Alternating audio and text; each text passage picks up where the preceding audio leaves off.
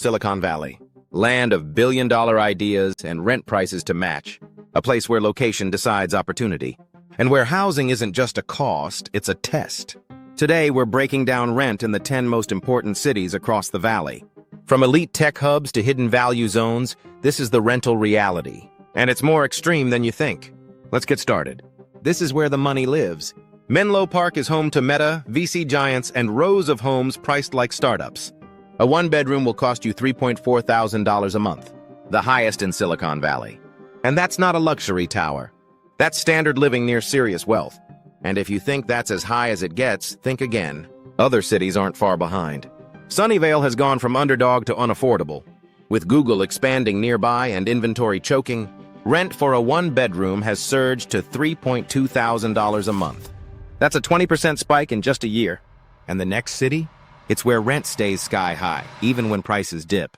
Mountain View is Google's home turf. Rent here averages $3.2 thousand a month. Slightly lower than before, but still elite tier. You're paying for walkability, status, and tech proximity. Still watching? Then you care about where your money goes. Hit subscribe right now, because the Money Manual is breaking down how to make smarter financial moves in the world's most expensive markets. Now let's talk legacy and prestige, the kind you can feel in the sidewalk. Palo Alto is ground zero for Silicon Valley wealth. Between Stanford, Sand Hill Road, and some of the world's biggest exits, rent here commands $3.3 thousand. You're not just paying for space, you're buying into an identity. And just a few stops north, another city is rising fast on investors' radar. Redwood City used to be background noise. Not anymore. One-bedrooms now cost $2.8 thousand a month, up 11% year over year. Great Caltrain access, walkable zones, and a growing tech footprint are pushing this city into the spotlight. And right behind it, a zone that rarely makes headlines, but absolutely should. Santa Clara is the valley's best-kept secret. Sitting next to NVIDIA, Apple, and dozens of mid-sized tech firms, its one-bedrooms go for $3,000. It's central, clean, and very competitive. But bigger doesn't always mean pricier. Let's talk about the anchor city of the region. San Jose is massive. Over 1 million people and a rental market that mirrors that scale. Rents go at around $2.9 thousand depending on the neighborhood. This is where many renters land. Not because it's cheap, but because it's possible. Next, we head somewhere that feels more like suburbia, but costs just as much. Cupertino is polished, planned, and powered by Apple. A one-bedroom here runs $3.1 thousand. You get excellent schools, low crime, and company town vibes. For some, that's worth every dollar. But for those chasing value, the next zone might be your last shot. Milpitas used to be the valley's quiet corner. Now, it's a smart move.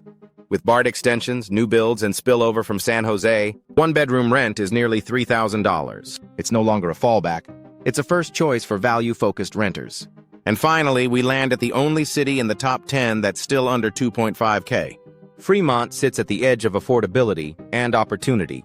At $2.3 thousand a month for a one-bedroom, this is as close to a deal as you'll get in Silicon Valley. With the Tesla factory nearby, decent schools, and solid transport, it's rising fast and for good reason.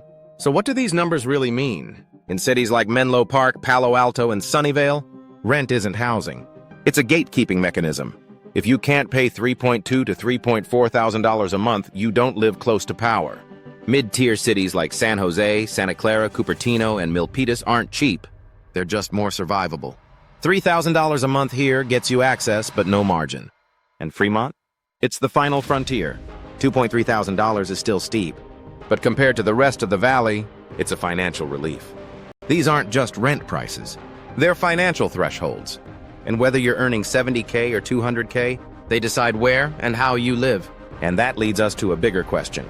Where's this all going? The shifts are clear. Renters are moving outward.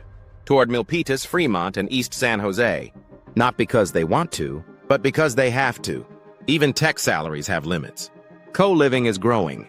Remote workers are snapping up BART-accessible zones. Sublease demand is exploding. And hybrid workers are driving up prices in cities that used to be considered too far. Meanwhile, Menlo Park and Cupertino remain red hot. Units list and vanish. The valley's average occupancy is still above 95%. That means even in a cooling economy, renters are competing hard. This isn't just a housing trend. It's a full-on financial migration. So, do you still want to move to Silicon Valley? If you're already here, you know the game.